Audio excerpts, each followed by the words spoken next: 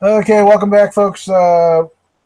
We had talked about at the end of the previous video going into a second day and doing an additional 12 turns, but after discussion and looking at the battlefield and the strategic options of the strategic campaign, I decided that the best course of action was to actually France would retreat. So, for the purposes of, I guess, battle, England were the victors, so they were able to hold off the French and force the French to retreat off the battlefield.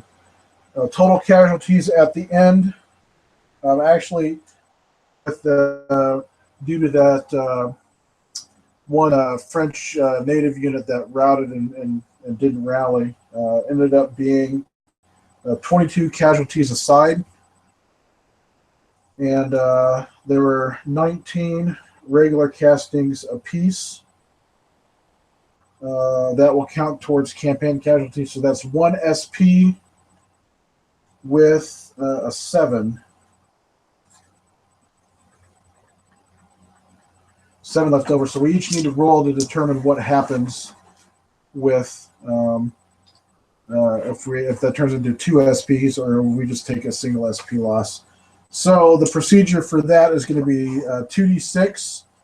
And since we're in North America, it's a -2 to the die roll for our poor health. And so basically, you've got to roll, since we only have 7 castings left over, we have to get a 10 or better on the die roll in order for it to not count as a casualty for both of us. So it's 2 dice, 10 or better? Yeah, 2d6, 10 or better. Otherwise, because you have to exceed the casualty number, the remaining casualty number, and since it's poor, since it's North America, it's a -2 to the die roll. To snake eyes. England gets a 7, make it a 5. They do not. So rounds up to 2 casting casualties for both sides. So England will hold New England with 8 SP, and France is retreating 8 SP to the Middle Atlantic, correct? Mm-hmm. To the Middle Atlantic colonies. There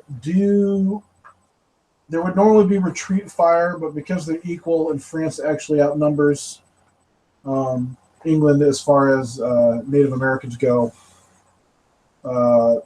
France would have more dice, so France does not need to take any retreat fire. So France retreats 8 SP and their sub-general, plus their native ally, even though it doesn't really count, to Middle Atlantic, and then England holds New England with 8 SP and a sub-general and a militia.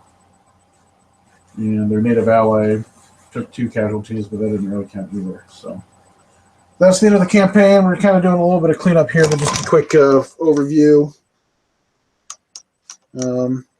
Basically, that French line there, they began pulling it back. I think they were talking about maybe realigning everything on the left side, but as slow as things move and as much space as they need to cover, probably wasn't going to be able to do enough. And we had that river in the middle. England had no desire to, or had no need to attack France. They're pretty heavily fortified that town there, so they had no real need to attack France. They would have probably ended up taking a lot of casualties if they had to force France out of the town. So that obviously wouldn't have been worth it. And France wasn't really going to have the time to push across to try to drive against England. So in the end, France decided it was better to take the strategic withdrawal,